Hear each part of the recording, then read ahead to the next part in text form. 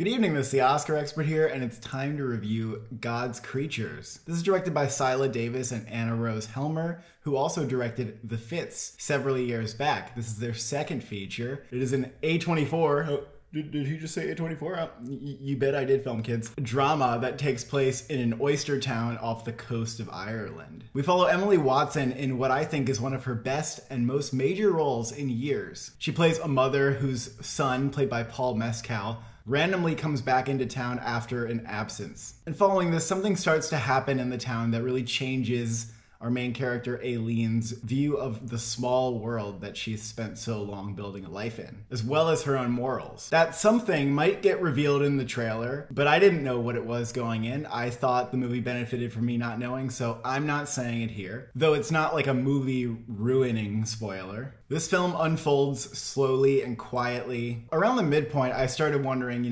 where is this going? But at a point I said, and after that point, the movie never lagged for me. And where we end up feels pretty devastating and real to me. Haunting, one might say. The film takes its time to build itself up, getting us familiar with the different people in town, the different locations, the machismo of the bar, the stench of the oyster factory that the workers have to ignore if they want to get through the day. It details the atmosphere of this town really well. The sea and the wind have their own ominous presence. And all of these things take on a new meaning as we get closer to the end of this movie, as Aileen's view on the world starts to shift. And that's what hit me so hard about this one. That feeling of everything you know having this sort of underbelly. And Emily Watson carries the weight of this beautifully. Truly an excellent performance from a great actress. Anytime the movie cuts to her, we know exactly what's going on emotionally in this story. And a couple of her reactions were gut-wrenching. Paul Mescal is also very good here. He allows the audience to see him as like the sweet boy that Aileen thinks that he is in the beginning,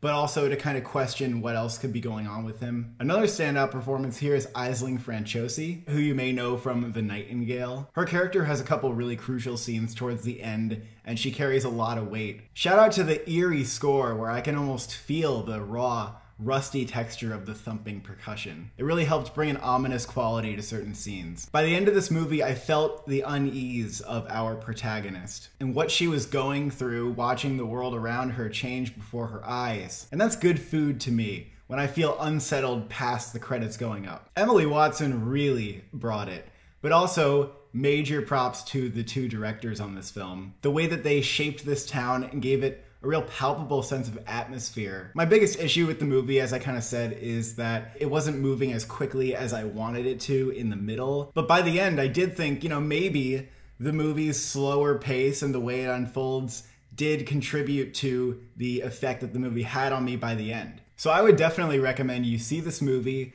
when it comes to you in theaters later this year. Maybe it will be an early 2023 thing like After Yang was last year. I don't really foresee awards for it, but I do hope that Emily Watson gets at least some recognition here, because she's a gem and I feel like we haven't been graced with her presence very much lately, and this is delivering Emily Watson goodness. I give this one an 8 out of 10. Thank you for watching. Thank you for subscribing. Does God think you're a creature?